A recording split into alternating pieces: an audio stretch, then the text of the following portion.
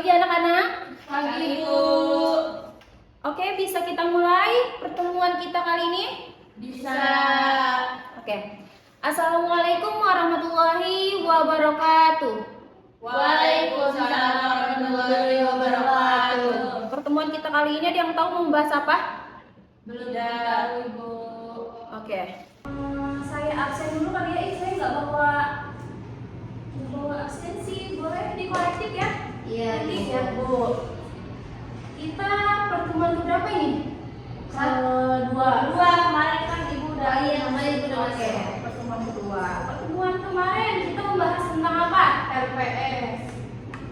Itu loh, kayak bagi apa? Struktural itu kan belum ada materi, Bu. Oke, lupa ya kalian ya. Saya kan menjelaskan tentang sejarah. Iya. Sejarah kesehatan mental. Iya, Ibu. Kalian belajar nggak sih? Kayaknya bukan di kelas ini deh, Bu. Di kelas ini. Di kelas ini. Oh, kayaknya saya nggak masuk deh, Bu. Maaf ya, Bu. Oke, saya nggak menerima alasan-alasan ya. Iya. Langsung aja saya mau share PPT yang sudah saya buat. Nanti tolong ada satu orang yang ini siapa yang mau? Siapa aja? Yang megang? Iya, siapa aja. Oke. Kalian udah berdoa belum? Berdoa dulu. Pimpin. Sebelum kita belajar, alangkah baiknya kita mengadakan tangan kepada Allah yang Maha Kuasa. Berdoa dimulai. Enggak, saya nggak menerima tahu-tahu kayak gitu. Ulangi. Jangan kamu deh, coba tolong. Saya, Bu. Kayak sebelum belajar. Kenapa kalian ketawa ya? Coba saya mau tes dulu ini. Kalian sehat atau enggak sih? Kenapa ketawa? Saya mau minta penjelasan. Ini lagi lihat apa ini? Coba handphonenya taruh, masukin. Saya nggak mau ada handphone di meja tuh, nggak mau. Selain ada handphone saya. Kamu sih. Coba tolong dong, kamu sih. Jadi Ibu, saya mau misi. Mau ini. Udah cepet pimpin. Iya. Ini waktunya sebentar ini. Iya, maaf, Bu. Baik, Bu. Baik, saya. Bismillahirrahmanirrahim. Sebelum kita belajar, alangkah baiknya kita berdoa kepada Allah supaya belajar kita dilancarkan. Berdoa dimulai. Amin. Sambil berjalan nanti absennya ya. Iya, Ibu. Siap, Bu. Ini barcode-nya tolong dong. Kamu mau berdiri aja nggak apa-apa. Maaf ya, Bu. Ya. Kelasnya udah canggih ya, Bu? Iyalah. Perasaan untuk tahun kemarin belum ada ini. Ya kaliannya, makanya harus bersyukur. Siap, Bu. Kamu mau berdiri aja tuh. Ibu udah makan? Udah dong. Kalian udah makan belum? Belum. Yang sini makan ya. Sama Ibu Lilak ya. Boleh, tapi kalian yang bayar. Udah nyampe. Bayar saya ya, Bu. Nanti lain kali saya nggak mau ada peringkat kayak gini lagi. Jadi langsung siap gitu PPT-nya. Nanti saya kirim deh ke grup kelas kalian. Jangan ada kayak gini. Baik, Ibu. Saya kasih tau kayak gini yang lambat banget ini. Iya, maaf, Ibu. Mana saya harus scan sendiri lagi. Mau di scan nggak, Bu? Nggak usah.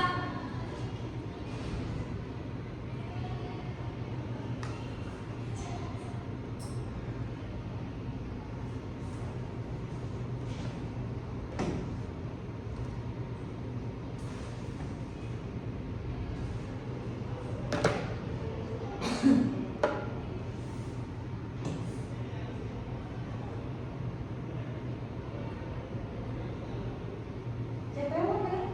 Iya, boleh, Bu. Iya. Sekarang kita akan membahas mengenai Stres. Memahami stres. Apa itu stres? Stres, tekanan. Tekanan, betul. Lalu beban pikiran. Ada yang bisa jelaskan lebih detail nggak? Stres itu beban pikiran yang dimiliki Ya. seseorang ketika memiliki masalah, Ibu. Oke, bagus. Siapa namanya? Dewi. Bentar, Bu. Kamu jangan macam-macam ya. Tertarik nanti nggak Tarik aja Bu, tarikannya udah lagi tuh Bu. Siapa namanya? Dewi siapa? Dewi Sri. Winarti Bu. Oke. Tadi stres itu adalah tekanan. Ya, tadi siapa bilang tekanan? Sudah dijelaskan juga oleh Dewi. Stres adalah bagian dari kehidupan. Namun memahaminya adalah langkah pertama untuk mengelolanya dengan bijak. Maksudnya apa? Dari statement ini, ada yang tahu, ada yang bisa jelasin nggak? Maksud dari ini apa? Iya, maksudnya stres itu kan bagian dari kehidupan Ya. yang tidak bisa kita hindari. Ya. Dan untuk memahami stres itu langkah pertamanya ya kita memahami dengan bijak. Maksudnya dengan cara baik, dengan cara yang positif untuk memahami, untuk mengatasi stres itu. Ada yang mau jelasin lagi? Udah, dari Bu. Stres adalah bagian dari kehidupan. Setiap orang pasti pernah merasakan stres. Entah stres dalam belajarnya, entah stres pekerjaannya, entah stres di lingkungan keluarganya atau kehidupannya, entah pergaulannya, dan masih banyak lagi stres-stres yang lain. Ya, kalian bisa memahami stres itu. Pasti udah gak asing deh stres. Kenapa ada di dalam kehidupan? Kenapa? Karena kita itu yang hidup bersosialisasi kan, dimana kita saling berinteraksi satu dengan yang lainnya, dimana stres itu pasti adanya, pasti timbulnya gitu. Seakan-akan kita nggak bisa mengontrol stres itu datangnya kapan, entah tidak akan datang, kita nggak bisa mengontrol stres itu. Tiba-tiba stres aja, kan nggak bisa ya kita ngomong kayak, ih nggak mau stres, nggak bisa, karena kita kehidupan sosial, berinteraksi satu sama lain itu pasti tentunya, dan itu akan menyebabkan satu hal dan dua hal. Maksudnya ketika kita berinteraksi tapi kita nggak sesuai dengan ekspektasi, maksudnya ketika kita berbicara atau berinteraksi dengan orang nggak sesuai dengan apa yang kita mau, apa yang kita inginkan, sesekali kita pasti stres. Kenapa sih nggak sesuai dengan apa yang aku mau? Kenapa sih ini nggak nurutin aja sih yang kata aku nih yang tadi bilang? Kenapa sih? Pasti kan kayak gitu. Ditimbul di mana kita depresi yang benar-benar kayak tekanan berlebihan di pikiran, kayak sehingga kita memikirkannya terlalu larut. Omongan orang, sikap orang itu terlalu dipikirkan gitu. Bisa dipahami nggak? Bisa Ibu. Makanya stres itu ada di dalam kehidupan sehari-hari. sehari-hari. Jadi kita nggak bisa menghindari stres. Bisa menghindarinya nanti di stres selanjutnya. Namun memahaminya adalah langkah pertama untuk mengelolanya dengan bijak. Kita itu harus memahami stres kita.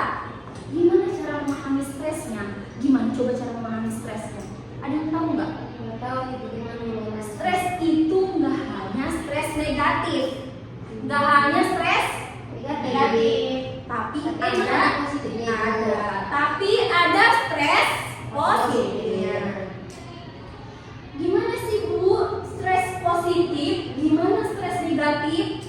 Tahu nggak kalian contohnya tuh gimana? Nggak tahunya negatif Doang. Coba stres negatif apa aja? Saya mau tahu nih.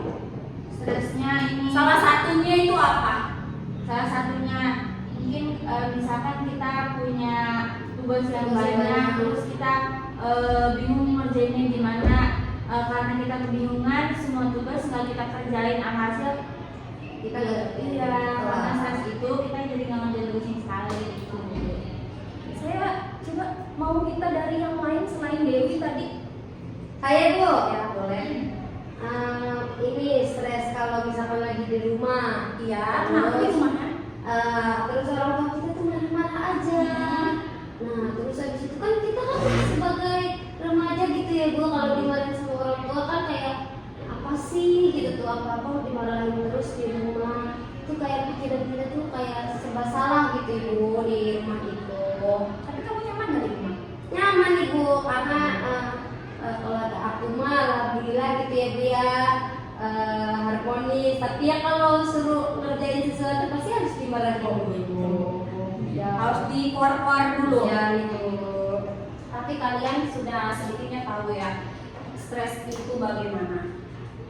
Saya sedikit menambahkan, stres itu nggak hanya stres negatif, tapi ada stres positif. Gimana stres positif itu dulu? Ketika contohnya, kalian pas berapa sekarang?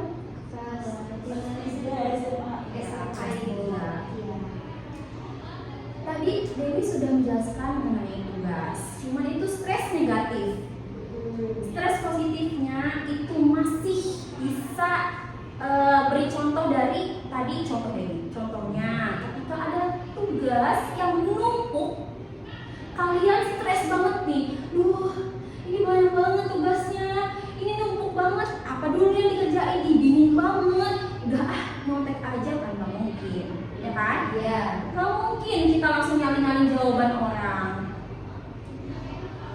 Stres positif itu datangnya ketika teman-teman mempunyai tugas yang numpuk banget, tapi teman-teman tetap mikirin, kayaknya ini dulu deh, yang mudah dulu deh kerjain. Stres tapi selalu dikerjain. Nah, habis ini nanti jam sekian ini deh kerjain pelajaran ini, kerjain. Selanjutnya habis itu makan dulu deh. Jadi stresnya itu bukan stres ke arah negatif. Ini bagus, stres yang kayak gini bagus teman-teman. Jangan anggap teman-teman jangan anggap stres ini adalah stres yang buruk. Enggak. Karena semua stres itu buruk. Ya. Coba sekolah lagi. Lanjut ya. Lanjut, apa itu stres? Tadi saya sudah menjelaskan stres itu apa, ya. Teman-teman itu tadi udah bisa memahami apa. Ini lebih membantu aja teman-teman. Stres dapat diartikan sebagai tekanan, kondisi psikologis yang berat ketika seseorang merasa tertekan. Oke, sini dulu. Apa itu stres? Kembali lagi, apa itu stres? Yaitu tekanan. Tekanan yang bagaimana? Tekanan yang bagaimana coba? Yang berat. Ya. Tekanan yang berat yang membuat kita itu depresi, bereaksi, yang dimana kita susah buat fokus. Betul. Kehidupan juga terhambat. Ya. Aktivitas juga terhambat. Jadi maksudnya kita itu nggak fokus banget sama kehidupan kita sehari-hari. Itu stres. Berarti nggak baik ya Bu? Ya, emang nggak baik.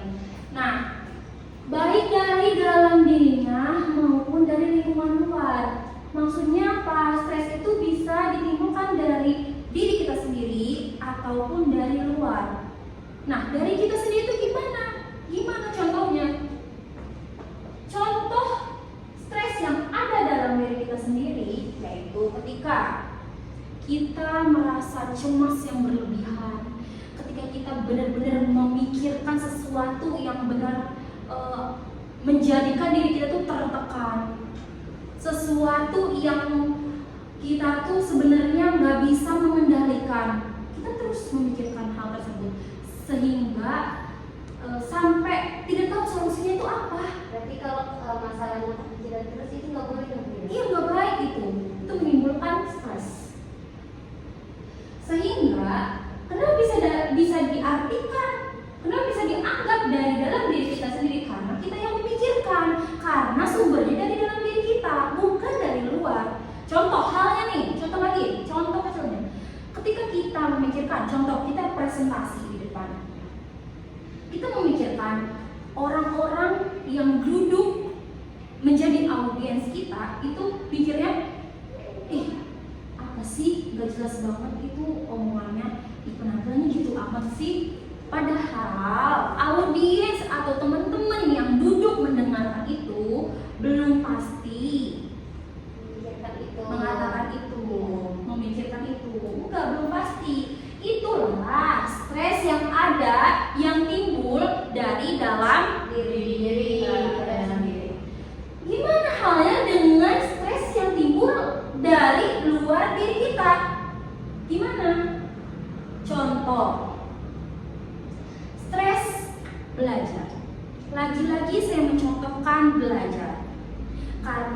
khususnya kalian di sini siswa.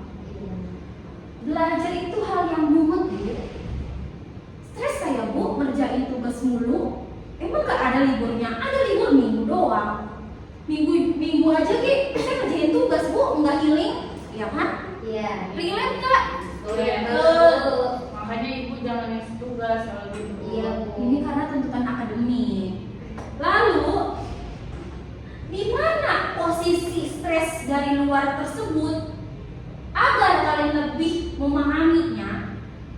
Stres yang timbul dari luar, salah satu contohnya tadi, stres akademik. Ada lagi stres yang lain, contohnya di pergaulan kalian, di pergaulan teman-teman kalian, enggak memvalidasi kalian, enggak mensupport kalian. Adanya kalian tuh enggak dianggap sama mereka, enggak dihargai. Nah, itu kan menimbulkan pikiran-pikiran negatif yang ada di dalam pikiran kalian, yang ada di diri kalian. Terus jadinya gimana? Kalau udah kayak gitu, cemas kan? Khawatir kan, takut gak ada temennya? Betul nggak? Benar banget. Nah, dari situlah akan timbul di mana stres itu muncul. Menurut Muhammad Surya tahun 2003, stres itu adalah situasi ketika seseorang merasa tegang dan juga tertekan atau ditekan. Nah, ini adalah respon alami tubuh terhadap situasi yang menekan atau menuntut berupa perubahan fisik dan mental. Gimana sih? Kok bisa respon alami tubuh, Bu? Kok bisa sih, Bu? Kan ada yang dari luar, Bu. Kalian merasakan diri kita sendiri, betul kan? Benar. Yang merasa cemas kalian, yang selalu memikirkan situasi tersebut kalian, yang mengelola diri kalian ya diri kalian sendiri. Situasi yang menekan dan menuntut. Gimana situasi menekan dan menuntut tersebut? Gimana? Selalu ditekan. Ya, selalu ditekan dalam situasi yang bagaimana? Bisa Sama diri sendiri, dari diri sendiri. Dari orang Sama juga bisa ya, Bu. situasi. Kalau tekanan. tekanan yang dibaca, coba baca. Terhadap situasi yang Situasi, di garis bawahi situasi yang menekan, keadaan yang menekan, di mana bukan diri kita aja tapi situasi, di mana kita dalam satu tempat nih, kita ditekan, kita merasa tegang, nggak nyaman. Nah, itu coba kalian ada yang bisa menjelaskan nggak bagaimana tekanan-tekanan itu datang? Bagaimana tekanan itu muncul dalam diri kalian? Bisa dipahami nggak? Oh, maksudnya kayak tekanan situasi. Contoh dari situasi lingkungan. Iya, Contoh nih, gitu. stres dari diri saya. Contoh saya ngeliat orang sekitar cantik gitu. Ya. Benar-benar happy, sedangkan saya biasa-biasa aja. Terus saya stres, kok gue gini-gini aja gitu. Kok gue nggak kayak dia gitu. Jadi saya tuh nggak usah tertekan, terus stres yang berlebihan. Akhirnya saya tuh merasa makan diri saya buat jadi orang lain gitu. Iya, betul. Itu Gitu. juga baik, Bu. Iya, nggak baik. Kalian harus bisa memahami dan harus bisa membedakan ya antara stres yang baik dan juga stres yang enggak baik, yang buruk itu. Ya, Tapi saya belum bisa memahami ibu stres yang baik dan yang nggak baik itu kayak gimana? Nggak bisa. Belum bisa itu. apa? Tapi sebetulnya mungkin stres baik dan enggak itu bisa dilihat dari cara kita menanganinya masih Bu. Iya, Mungkin halnya sama. Kita merasa insecure dengan seorang, nah tinggal kitanya bisa menanganinya tuh kayak gimana gitu kan ya. Betul banget. Bagaimana kita bisa mengontrol si situasi tersebut? Paham kan? Paham, Bu. Siapa nama? Novi. Ya, Novi. Perubahan. Coba tolong HP-nya jangan ini ya, silent. Tolong silent please. Udah ada yang nomor satu bu. Berupa perubahan fisik dan mental. Perubahan fisik yang gimana? Gimana Bu? Apakah tadinya yang saya gemuk jadi langsing? Bisa jadi. Apa yang tadinya saya contoh biasa-biasa aja jadi cantik banget, body gloss? Gimana Bu? Gimana coba? Kalian bisa apa ini? Bisa Bu.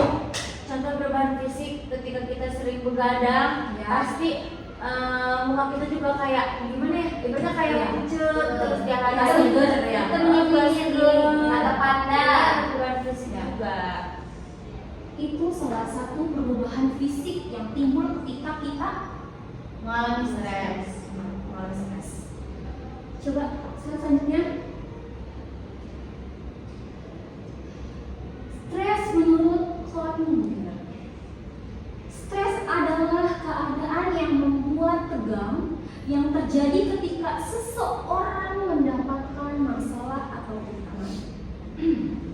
Stres bisa muncul ketika ada tantangan ataupun ada masalah yang menghampiri diri kita, di dalam kehidupan kita, di dalam aktivitas kita. Ketika masalah tersebut muncul yang terus-terusan kita terus berpikir yang enggak, yang kita itu benar-benar pikiran kita ngalur tidur, yang seharusnya kita nggak pikirin tapi kita mikirin, yang terus menumpuk semua pendapat orang, semua hal-hal negatif ditumpuk dalam pikiran kita, menimbulkan stres.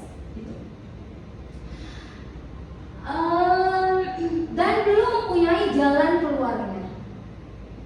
Jadi menurut Cloninger ini adalah keadaan yang benar-benar tegang atau menekan, tetapi belum ada jalan keluarnya. Itulah namanya stres. Definisi stres menurut Cloninger.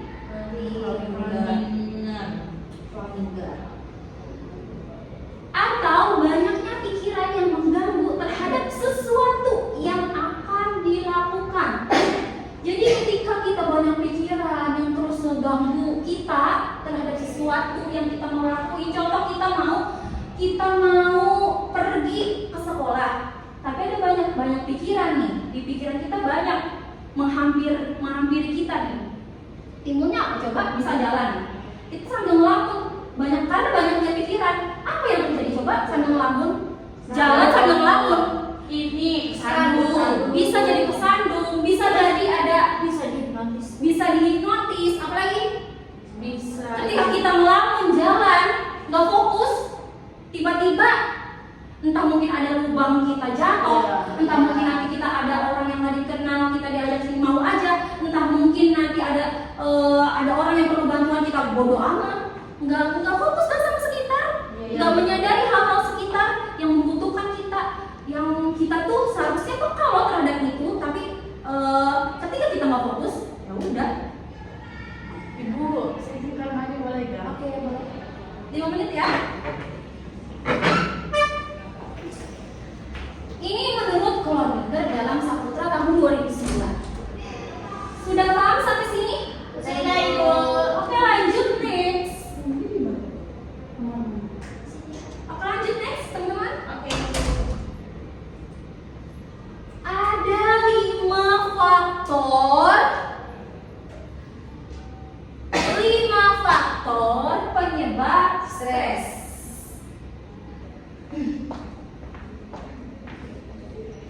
Oke, lanjut. Ada 5 faktor penyebab stres. Penyebab stres. Yang pertama ada, ini menurut Surya ya, menurut Surya. Stres dipicu oleh 5 faktor utama yang sering kita temui dalam kehidupan sehari-hari. Yang pertama itu ada frustasi. Apa sih frustasi itu? Kalau gagal kita tuh Nggak kayak punya, putus asa gitu ya. Putus asa. Putus asa yang bagaimana? Kayak udah pasrah, udah udah buntu ya. Iya. Oke. Frustasi di sini dijelaskan bahwa frustasi adalah kegagalan mencapai tujuan dan juga keinginan. Ketika kalau ikut lomba, kan ikut lomba ya? Iya. Ikut lomba pidato contohnya. Terus pas ketika pengumuman kemenangan, teman-teman tuh nggak dapet. Kan harusnya kalau orang yang berpikir positif, ini adalah sebuah pengalaman saya, sebuah pembelajaran saya. Tapi kalau orang yang berpikir negatif, kok dapet sih? Kan udah bagus tadi, kan gitu. Overthinking yang terus menerus. Ketika tujuan tersebut nggak tercapai oleh dia nih, itu menimbulkan frustasi. Frustasi ini adalah penyebab stres tadi. Sama halnya kayak keinginan. Ketika kita mau mempunyai keinginan, punya keinginan jalan. Contoh kita pengen jadi apa ya? Kalian pengen jadi apa? Dokter. Dokter. Jangan jauh-jauh dulu. Sekarang pengennya apa? Lagi punya keinginan apa sekarang? Sekarang saya pengen beli barang. Ya. Pengen punya barang bagus. Barangnya apa? Mau sepatu. Oke. Pengen sepatu. Tapi tiba-tiba, misal contoh beli online ya. Iya. Tapi tiba-tiba di return. Maksudnya Balikin. iya. Dari sananya emang nggak bisa ngirim gitu.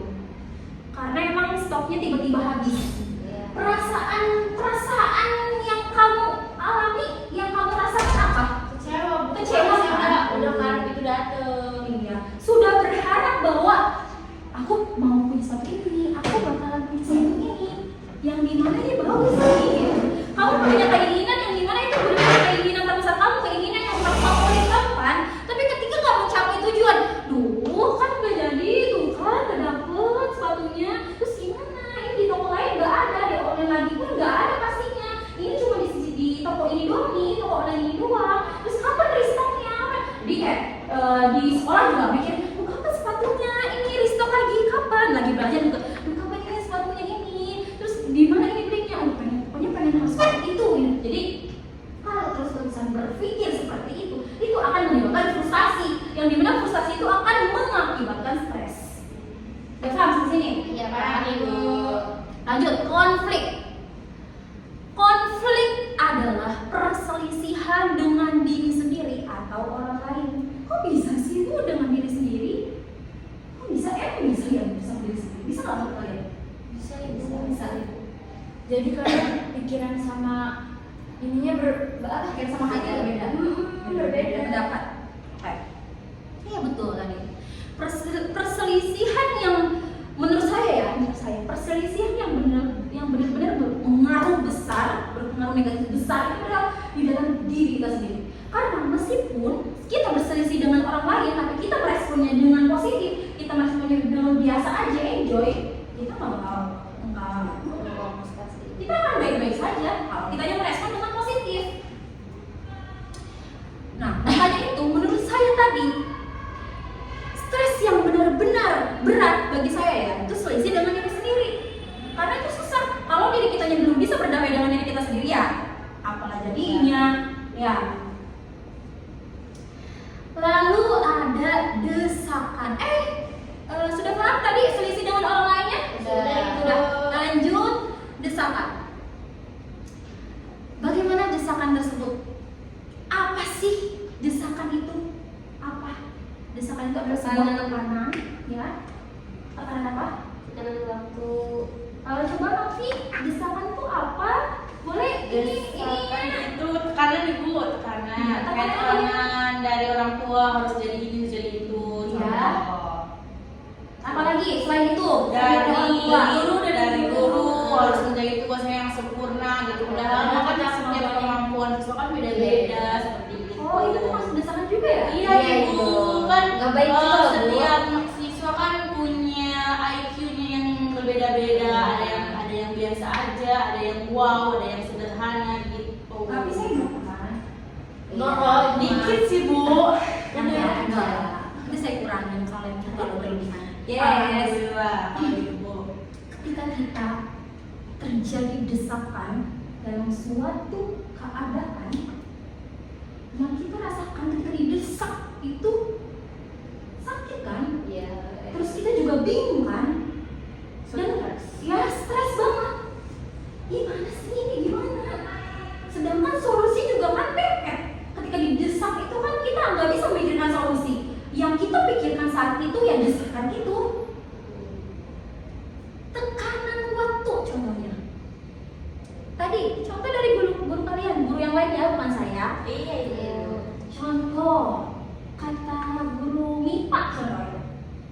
Kalian kumpulkan di deadline-nya. Contoh masih tugasnya di jam 1.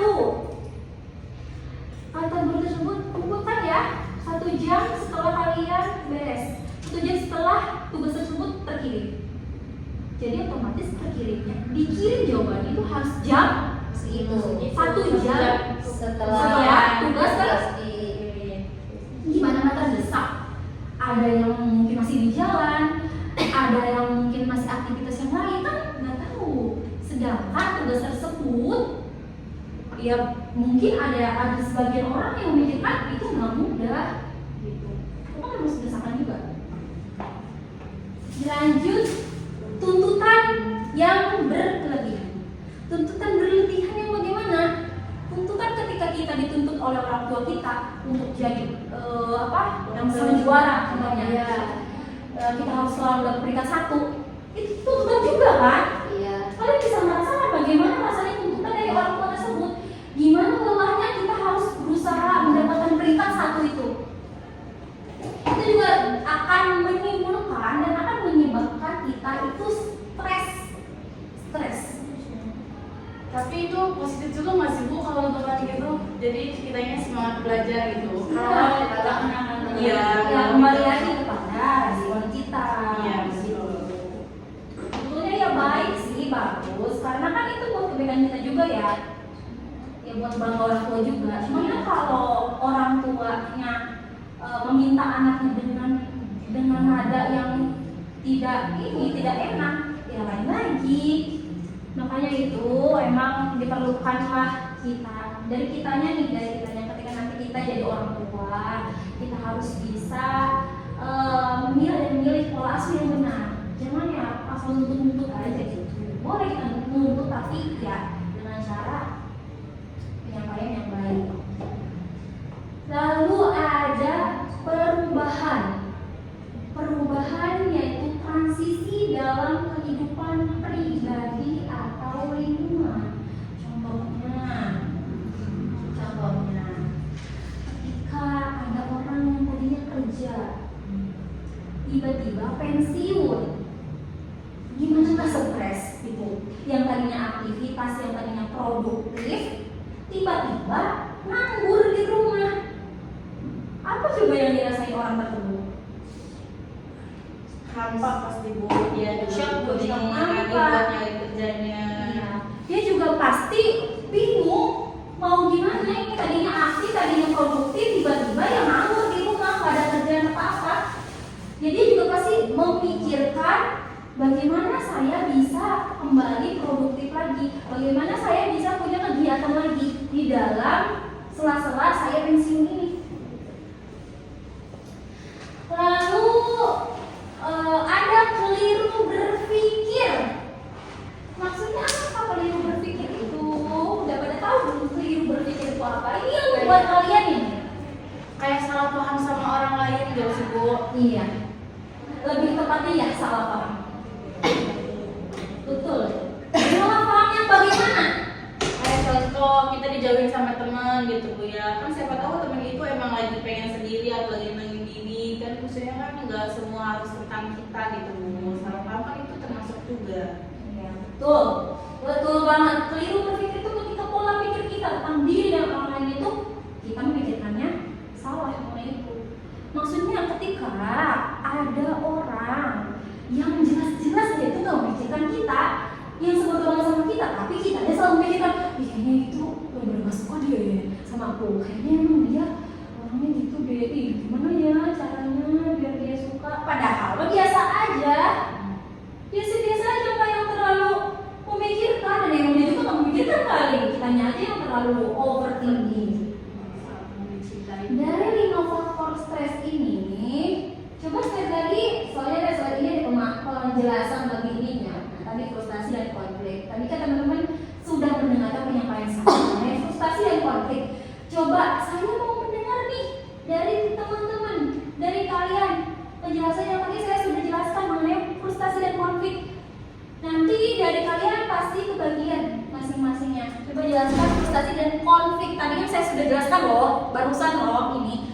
Ini jangan dibaca dari sini. Saya mau pemahaman kalian itu berkembang. Frustasi dan konflik itu apa? Dimulai dari siapa? Siapa dulu? Saya. Silakan. Frustasi. Contohnya Ibu. Enggak contohnya. Frustasi itu apa? Konflik itu apa? Ya, lebih baik contohnya. Kalau udah pilih contohnya juga nggak apa-apa. Frustasi itu kalau menurut saya Ibu ya tadi yang Ibu udah jelasin. Ya, Itu kayak kita tuh pengen menggapai sesuatu tapi itu tuh gagal. Ya, Itu buat frustasi. Terus kita tuh kayak apa yang kita mau. Misalnya kita nih lomba nih Bu ya, contohnya kita lomba terus kita nggak dapet juara, terus itu terus kepikiran kayak pokoknya pengen itu gitu, pengen dapet juara gitu. Terus kita kepikiran aja, terus akhirnya kita menjadi kayak kepikiran, terus kayak ya frustasi gitu tuh, kayak pikiran dia tuh pengennya menang gitu. Itu kalau buat frustasi ya. Untuk konflik sendiri apa? Konfliknya kayak gimana ya? Pokoknya Konflik itu apa? Definisi Oh, konflik konflik. itu apa? konflik itu kayak apa tuh?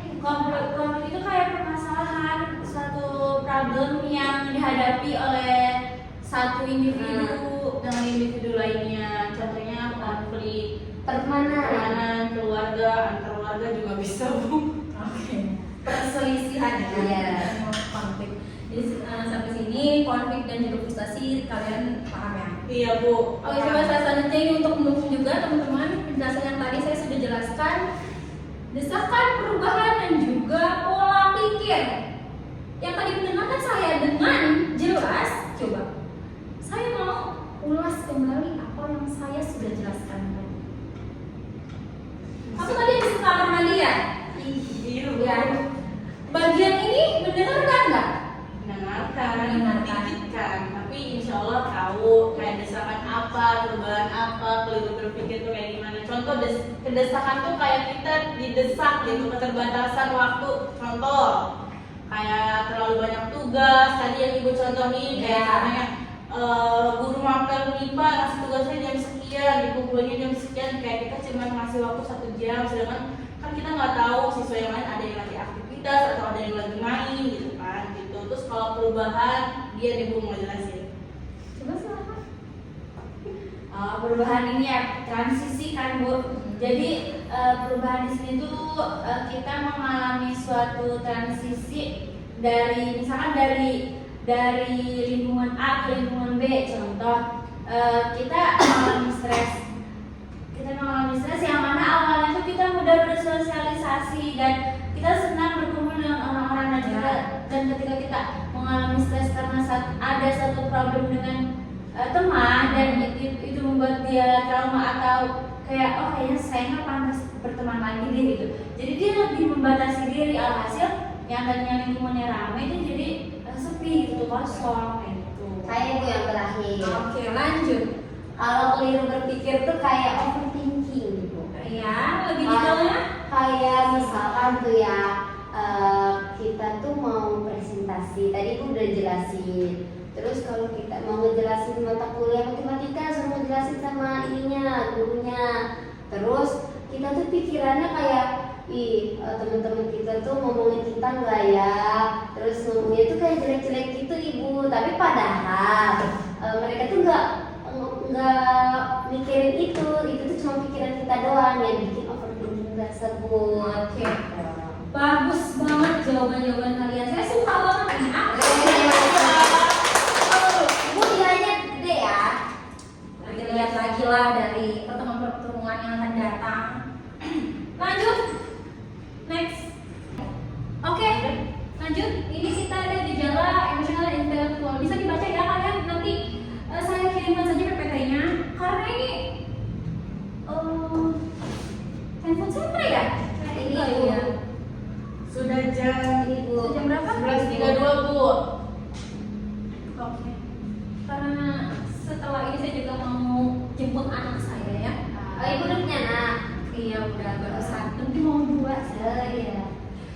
Ini nanti teman-teman baca gejala emosional intelektual. Coba di scroll lagi, saya mau menjelaskan sedikit biar teman-teman nanti tugasnya bisa ini. Ada gejala fisik, nanti bisa dibaca ya. Iya. Jangan lupa nanti pertemuan yang akan datang kalau saya tanya harus bisa. Next. Ada pengelola stres secara menyeluruh, ada kognitif, fisik, emosional, pengelolaan waktu di sini sudah jelas penyampaian dan juga penjelasannya udah benar-benar komplit banget di sini. Lalu sudah habis?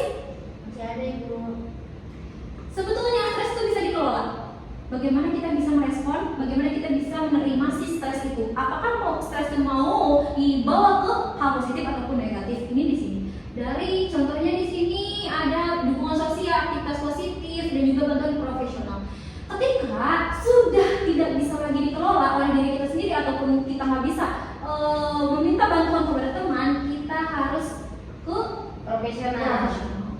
itulah titik tumpunya. Maksudnya kayak ada pelabuhan terakhir profesional. Itu adalah bantuan-bantuan untuk orang yang susah mengelola stres.